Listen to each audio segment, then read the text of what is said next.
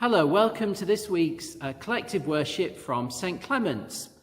I thought for this last half term of the year, we'd think a little bit about the different saints in the Christian tradition. So obviously we're St. Clement's after Clement, and there are lots of other saints. We're going to start with St. Paul. Now, Paul is probably most famous for the letters he wrote in the Bible, and also for his conversion, the way in which he became a follower of Jesus. And that's what we're going to look at later. That's going to be our story for this week. But first of all, we're going to sit as still as we're able as we say our opening prayers together.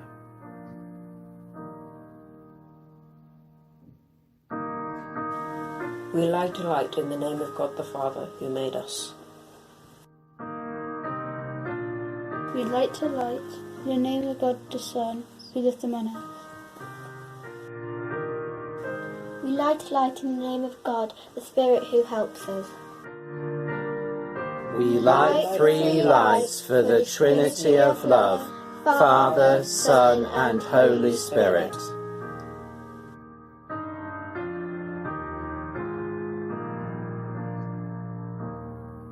So St. Paul, he didn't start off life as Paul. He started off actually as Saul. So this is the story of how Saul became Paul. And it happened on a road, a famous road to Damascus. He was travelling from Jerusalem to Damascus. And he had this encounter on the Damascus road. So it's going to be one of those stories, and we've not done them for a while, not tried them over the interweb, where I say a word, and then there's an action associated with it. So you have to listen out for key words and then do the action. So the first word we're going to listen to is bodyguard. And bodyguards are usually kind of big people with lots of muscles. So bodyguard will flex our muscles. There's a bright light in the story. So when there's a light, we're going to shield our eyes.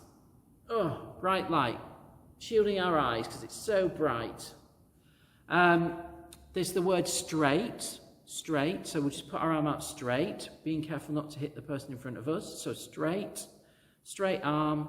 And also there's a bit of a fright, so we can listen to fright, so that's a shock. Fright. So we've got bodyguard, we've got light, we've got straight, and we've got fright. Okay, let's see how this goes. There once was a man called Saul who wasn't very tall, and he didn't like Christian folk.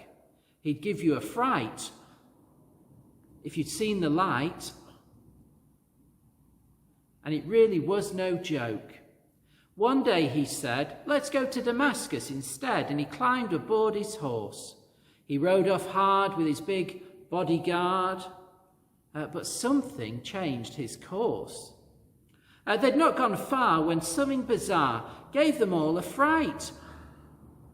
The horses stopped and the bodyguard dropped as the sky grew very bright. "Who are you, Lord?" said trembling Saul. "What's the light from above?" "I am Jesus," said the voice, "and I thought I'd give you a shove. When you go round putting Christians down, it's me you're really after." And the voice went on, clear and strong. "Saul, you couldn't be dafter. You may think it odd, but you can't beat God. So get up and listen, mate.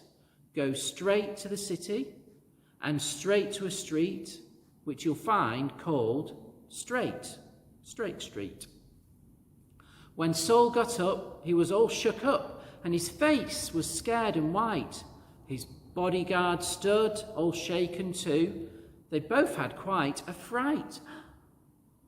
Saul looked round, but there was no sound, but it was all dark and grim. "I can't see a thing," he shouted and screamed. The light had blinded him. In a street called Straight, they met a mate, Judas he was called. They stayed with him till a man popped in looking for brother Saul. The man came to call, to pray for Saul, that he might see the light. To Saul's surprise, scales fell from his eyes, and he could see all right. And soon Saul became St. Paul. Now he'd seen the light.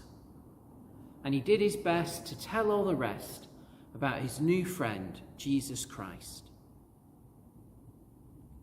So that's a version of the story of St. Paul's conversion, how he became a follower of Jesus. And we often talk about people having a Damascus Road experience, because Saul's experience happened on the road to Damascus, as a way of talking about when people change their mind, but not in a little way, in a really big way. Saul really, really hated Christians and was trying to get rid of them. And then after this Damascus Road experience, where he met the risen Lord, he changed completely and became a Christian himself. So when people have a big change of mind, a big change of direction in their lives, sometimes they say they had a Damascus Road experience. And that still happens, that people realize they're in the wrong path and they make a big change to try and make things right again. After Paul's Damascus Road experience, he went on to travel all around the known world at that time, the Mediterranean as it was. He went to Turkey, he went to Greece, he tried to get to Spain, we're not sure if he got there. He seemed to end up in Rome, and he would go to a town, a city, he would spend a couple of years there, he would talk about Jesus, he would set up Christian communities, churches. They didn't have buildings, they met in each other's houses, but they were Christian communities, churches, and then he would move on. But then he would hear that something wasn't quite right, or he got a message from one of his churches that he'd set up, so then he would write them a letter to try and help them out. And we've got quite a few of those letters in the Bible. They're at the back of the Bible in the New Testament. And I thought I'd just finish with one bit of one letter. So this is from St. Paul to the church in Corinth, and this is about nearly 2,000 years old, this letter, just shy of that. And remember, this is St. Paul, who earlier had been twisted and angry and really hated people. And then he changed. And when he was writing to his church in Corinth, he wrote this. It's a famous bit. It's often given at weddings, but actually it's applicable far beyond weddings. It goes, "If I speak in the tongues of mortals and of angels, but do not have love, I'm a noisy gong or a clanging cymbal. And if I have prophetic powers and understand all mysteries and all knowledge, and if I have all faith so as to remove mountains, but do not have love, I am nothing. If I give away all my possessions, if I hand over my body that I may boast, but do not have love, I gain nothing. Love is patient, love is kind, love is not envious or boastful or arrogant or rude. It does not insist on its own way. It is not irritable or resentful. It does not rejoice in wrongdoing, but rejoices in the truth.